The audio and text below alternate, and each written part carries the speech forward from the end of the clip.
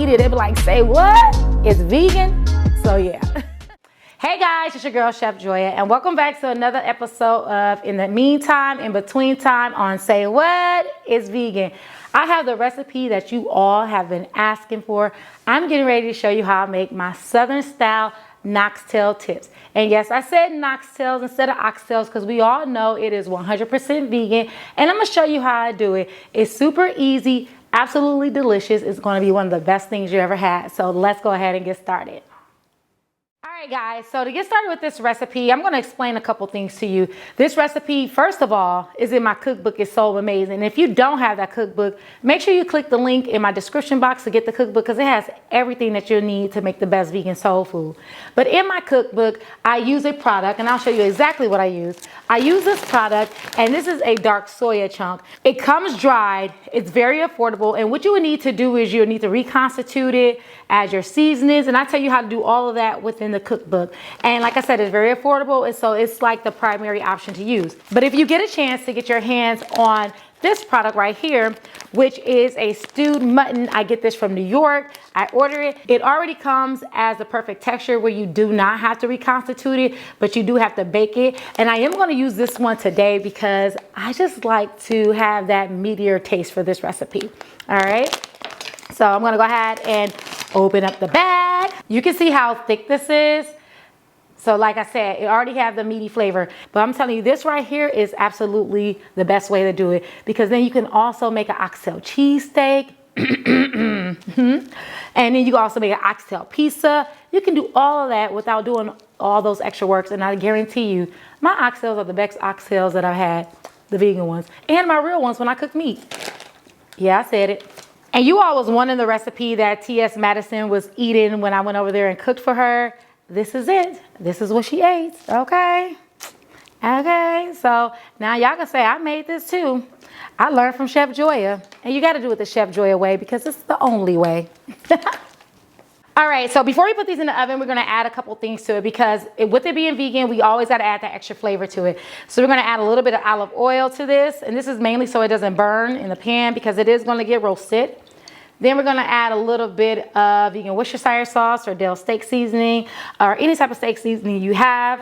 This one is spicy because I like mine spicy. But you can use whatever it is you want.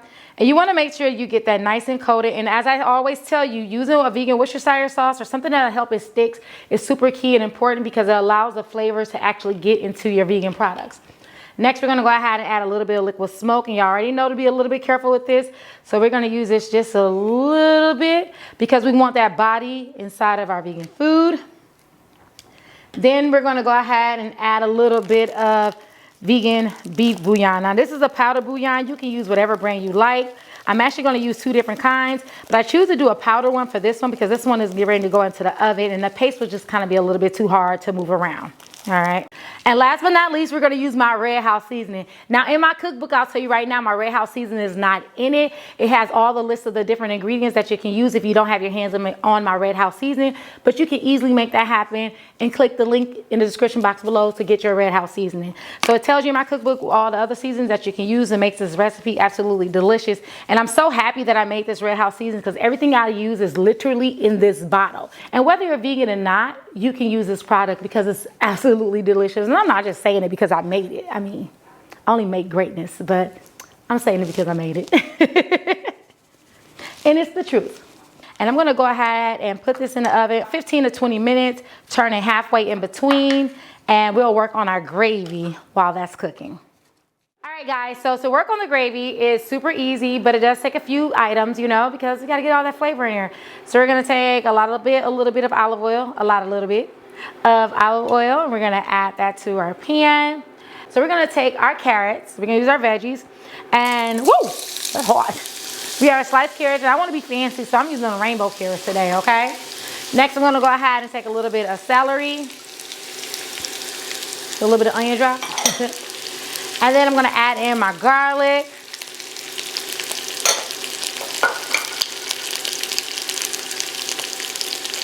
And then next, I'm going to go ahead and add in my onions. And y'all know I don't measure, so if you look for the measurements, get the cookbook.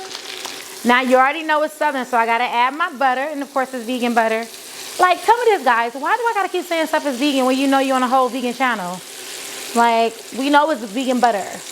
And you can use any brand of vegan butter that you like. I do suggest that you try yours. There's some that's expensive. There's some that's inexpensive. For this, I'm using good old country crock. And not the one that's a plant-based. It's just a regular country crock.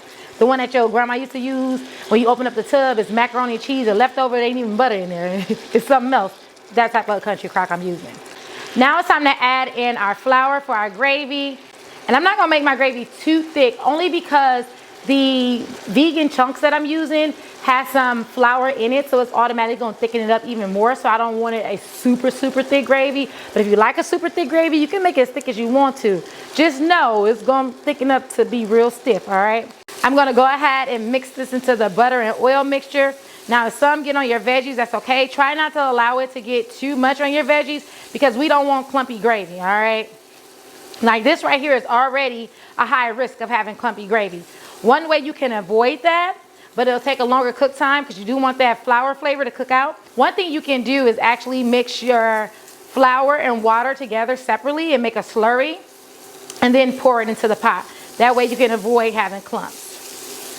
I just like to work extra hard. Something that I do.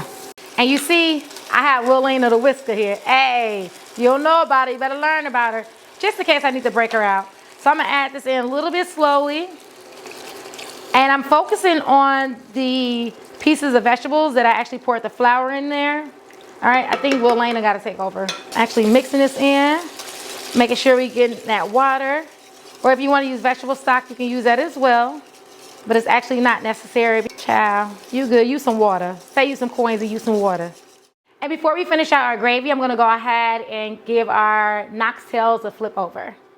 Having flavor is super important and key. I know sometimes you're like, Chef Joy, you use too many ingredients, so what? I'm going to keep using all those different ingredients because I need this food to be the best thing you ever had.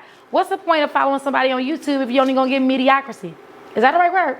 Or if you wanna be mediocre? No, we don't do mediocre over here, right? And again, for the third time, if you don't have my cookbook, get my cookbook, okay? If you don't have the seasoning, get the seasoning. Because if you don't have the seasoning in my cookbook, you can see exactly what I use instead of using my Red House to season these oxtails, and it has an amazing flavor. All right, now you know I had to add the Worcestershire in, so you know a little bit of hot sauce is going in just because they always go together. And then I was sitting here thinking like, you know what?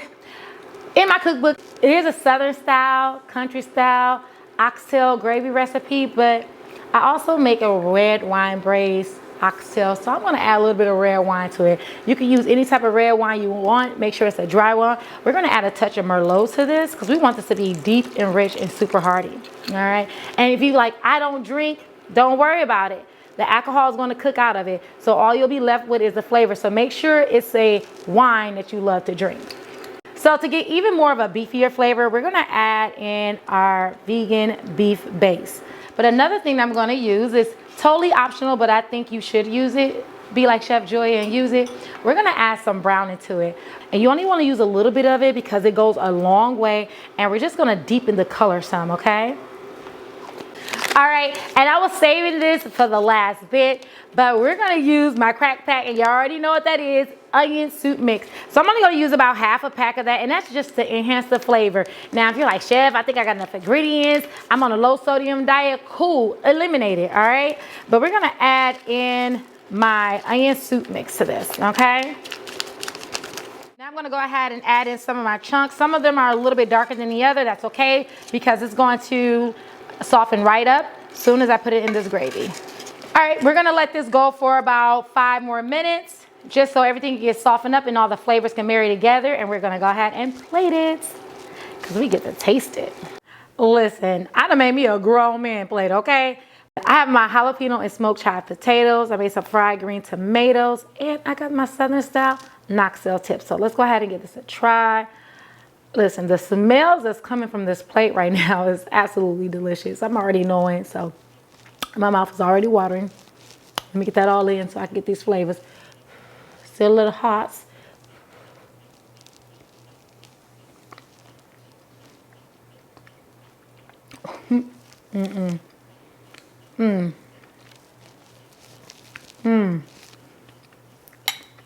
Ain't nobody messing with me. These are hands down the best vegan oxtails you're ever going to have. I mean, if you decide to still eat on the ox, do my recipe. But try it vegan. I guarantee you're going to love it.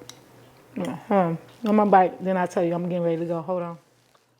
I know you're going to love this recipe as much as I do. Make sure you like, share, and subscribe if you haven't already. Tell a friend to tell a friend. This is where you're going to find the best vegan recipes there is. Remember, this recipe is in my cookbook. It's so amazing. And the link will be down in the description box below. I'm Chef Joya, and I'll see you next time on Say What is Vegan. Ciao.